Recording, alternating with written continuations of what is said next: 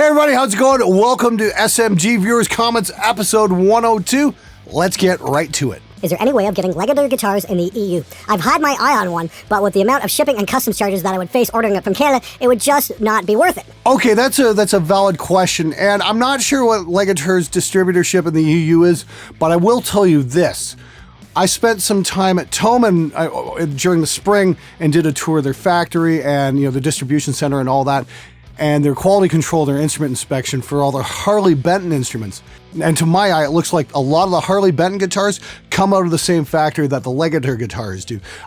They had a fan fret model that I was checking out that looked very, very similar to the Legator fan fret that I reviewed earlier. So if you're EU-based, you might want to take a closer look at the Harley Benton stuff. And be sure to check my video tomorrow where I do a tour of Thomann and take a look at their instrument inspection facility, because I think it's really important. You guys should see that, especially if you're in the EU. I want to show you guys just how tough they are on the instruments. Very cool stuff. If you want to check out some of the Harley Benton stuff, especially the ones I was looking at, check the link in the description below for some of the Thomann links. They're very cool guitars. Hi Glenn, I'm not a metal player, but I play jazz guitar and have no idea what to do while on stage. I play in a school band with 10-ish other sax, trumpet, drum, etc. players, but I've been told I stay too still mainly because of stage fright. Any tips?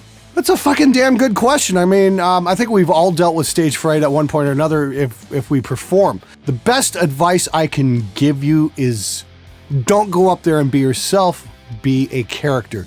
Make yourself into a freaking superhero in your mind and become the character you want to be. That's how Steve Vai found his voice to sing on Fire Garden. That's how Meatloaf got his voice back after he had all kinds of issues and whatnot, is actually have to make a character for yourself. Alice Cooper, same thing.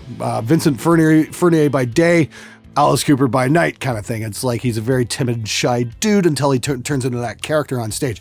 That's what you have to do. You have to find the version of you that's better than you. Good luck, dude. Hi Glenn and Co. What's this and Co bullshit? I am in the process of setting up a new home studio and was curious what DAW you would suggest. I'm mainly using it to capture ideas and concepts as well as laying down multi-track harmonies. I know you've suggested Focusrite in the past, but what would be the best model for my situation? Thanks, Eric. Well, I think you're a little confused as to what a DAW is. The DAW is the software. I'm not sure if you're talking about the actual recording software or the interface. For recording software, I'd highly recommend checking out Reaper. The licenses are very affordable and won't set you back a lot. But if you are talking about recording hardware, the Audient stuff, like the little 2-channel Audient desktop units, are great. And I'm going to be taking a look at the Focusrite 2i2 very soon. I just got one in the mail. Look for that unboxing along with some other Focusrite gear in the very near future. Hey Glenn, lately I've been having confidence issues with my musical mixing, film, sound design, and especially songwriting. I feel like everything I've put out doesn't sound the way I've envisioned it to come out, and I feel like no matter what I do, a lot of the creation I make often sound like shit to me. Have you ever felt the same? A period of time when you feel that you write or create sounds terrible to you, you lose confidence in your abilities to songwrite, design, or mix. If so, how did you combat this period of time? I don't want to lose my flame for writing songs and recording, mixing, mastering, but I feel that flame dwindles every time I write something that sounds horrible to me, which is more often than not lately. Lauren. Welcome to the wonderful world of recording. Ain't it fun? Have I felt that before? Pretty much every single release. I mean, you're going to be your own worst critic. I mean, like, hopefully you'll do something somebody else appreciates. But the thing is about being an engineer is you're never going to be truly satisfied with your work. It's just something we all go through. It just how we deal with it is what defines us. It's all about self-improvement. The only thing you can do is keep going and keep improving and build on what you've learned. This applies to everybody, not just you personally. So my suggestion would be stick at it. If you don't like what's coming out right now, keep at it because you will get better. Best of luck to you. I hope it goes well for you. Hi Glenn, awesome video. It'll be awesome if you can maybe send a message out there for musicians who play their instruments out of tune, but when you tell them it's out of tune, they reply with, no, this is how it's supposed to sound like. I don't think I've ever gotten that dumb of a line back. I mean, like, oh, I always get the mic covers. Oh, it's supposed to sound like this. No, it's not, you're fucking moron. Same thing applies to people who are too lazy to tune their instruments. Generally in the studio, I won't even let the guitar players tune their own guitars. They'll be like, give me that fucking thing. That way if it takes out of tune, it's my fault and not the guitar player's fault. That and fucking, at this point, it's like, I've got an Evertune bridge guitar. It'll be like more like, here, play this guitar instead, because at least I know you can't fuck up the tuning. But seriously though, if you are talking to someone who's like, gives you that line of bullshit, tell them not to be so fucking lazy. Put a tuner on the fucking end of the guitar, because it's only a few bucks to get a little clip-on tuner, and do it fucking right. Because if you're not doing it, then it's not fucking worth doing. We totally agree with you what you're saying, Glenn. Looking forward to showing you our sensitive side next release. Thanks for the review and feature. Hey, my pleasure, guys. Thanks so much for working so hard on what you did. Like I said, I was just looking for something a little more. And like I said, I find a lot of that genre tends to be a little one-dimensional. See this next comment, you'll see what I mean. Oh, for fuck's sakes, Glenn. All the rest sounded the same as any other metal band. You don't like Death in Black, why not say so instead of giving some lame-ass reasons for it? Au contraire, mon frere. In fact, I was the guy who recorded the first two Woods of Ypres records. Two seminal black metal albums that had, you guess it, dynamics. They took that raw sound and added acoustic elements and melody and all kinds of cool shit and created something new and took black metal in a whole new fucking direction. In fact, Against the Seasons, it was number 27 of the top 30 greatest Canadian metal albums of all time, according to Brave Words and Bloody Knuckles. So there you go. I just want to see musicians push themselves into new dimensions and make new cool things. It's not that I don't like the genre, very far from it.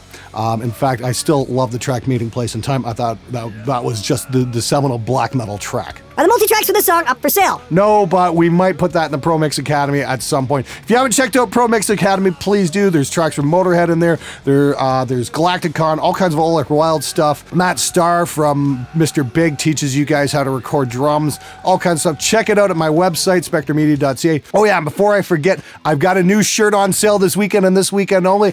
And this has been on a coffee mug for a while, and I've been wanting to put this on a shirt forever. I finally got around to do it, as life would be simpler if all the dumb people would get out of the way. Yeah, this one's dedicated to the bass players and usually to the people who are standing in line in front of me at the grocery store.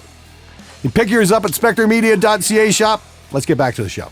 Yeah, and as soon as these bands try to branch out and start doing different shit, they'll get called sellouts. You're fucking damned if you do, and damned if you don't in the metal industry. Well, here's the thing. If you haven't sold anything, you can't be a sellout, and that's my whole point. If you're just starting out and nobody knows who the fuck you are, don't be afraid to branch out on your sound. I mean, obviously it didn't go too well with Suicide Sons, but they already had an established brand, and they changed it up, and it didn't work out too well. You know, Henry Rollins said this years ago, and this is one of my favorite lines ever, was, you get those brilliant bands that come out with these amazing records, they do a couple albums that are fucking awesome, they hit so fucking hard, and then they try and branch out and expand their artistic horizons. Those are the albums that suck. Metallica. Point being is, if you're starting out and you're new and you want to stand out from the crowd, yeah, don't be afraid to try and branch out and bring in some different dimensions into your music. If you've already established a brand and you're selling records, don't fuck with it. That's why, bands like Slayer and AC/DC, who have stuck to their story, still have a rabid fan base, 30, 40 years into their careers. And then, bands like Judas Priest that did Turbo tended to piss a few people off. Full disclosure, Glenn, is Joyo paying you? Not this week. I don't fucking get it why people think they can ask me questions about how I make a living. By the way, hit up my Patreon at patreon.com/SMG. Thank you so much for your support. Hello, Glenn and friends. Wondering your opinions on the Focusrite Scarlett 2i2 Studio. I've always had an interest in the regular 2i2, but with Studio Edition, we get some headphones and mic included. I already have a pair of Audio-Technica ATH M45, but I'm lacking on the mic and interface.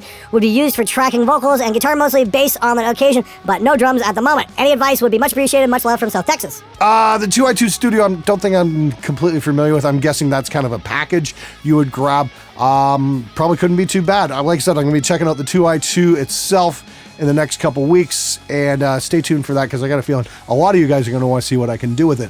Obviously, I'm going to use some pre-recorded drums, but I'll do some, guitars and vocals with it and just see how capable it is. Thanks for doing this, though I'm not sure you're doing it right. Reaction videos are supposed to give already popular things and give exposure to them, not give exposure to those that actually need it.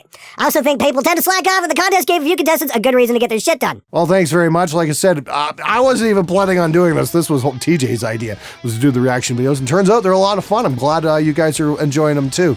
And yeah, if I can help give some people some exposure along the way, great. Be a good exposure or bad exposure, you will be exposed. Ha ha! Watching Glenn destroy these guys' effort in seconds is priceless. Dude, it's not about destroying these guys' efforts. That is, if they make an effort. I've only said you suck to a couple of different people.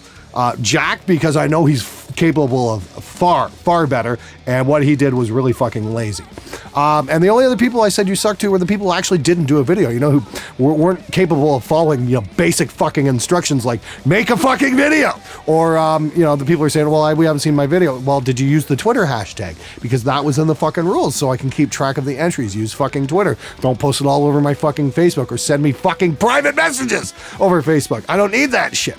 So if you did that and you haven't seen your fucking video yet, you know why.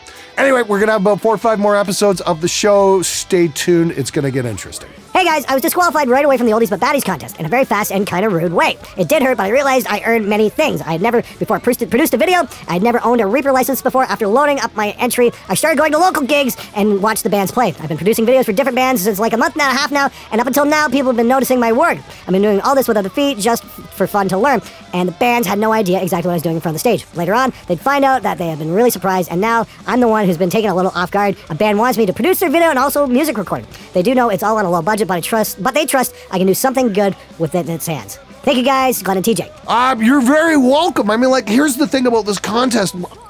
I'm not giving out participation awards. I'm not going to say, there, nice job, run along, have fun. I don't want to hurt your self-esteem. I don't subscribe to that fucking bullshit. It's either good or it's not. I'm the one giving away the amp. No, I'm not going to blow smoke up anybody's ass. But I will give praise where it's deserved, and I'm going to give criticism where it's deserved. Like I said, the whole point of this fucking channel was to push people, to doing better than just accepting that's okay, we'll fix it. No, fuck that shit. Do better. And good for you for getting out there and starting to work with the other bands. Don't do it for fucking free, though. Make sure you get paid. Because musicians will fuck you, just like Catholic priests. Did your drum guy participate in a Mungo Jerry lookalike contest, or did he just shoot at In the Summertime Baddie Contest entry video? Well, actually, he was trying to be Wolverine, but I do like the Mungo Jerry thing. I definitely see the resemblance there. All right, guys, that's it for this episode. Thank you so much for watching. Thank you so much for your support. Patreon guys, pay attention to what's going on. I'm going to have some new reward tiers coming up. We're going to be giving away some signed studio gear this summer because you guys are fucking amazing. I've only got 100 fucking Patreon subscribers. So if you haven't signed up and you want to get your hands on something really fucking cool, you might want to check that out. Anyway, if you would like the shirt, it's only available this weekend. Life will be simpler if the dumb people would get out of the way. Thanks again for watching. I'll see you guys next week. Hey guys, thanks so much for watching this episode. If you like the content, please support the channel either at my SMG shop or through my Patreon. If you want to see more, hit one of the playlists. Thanks for watching. I'm out of here.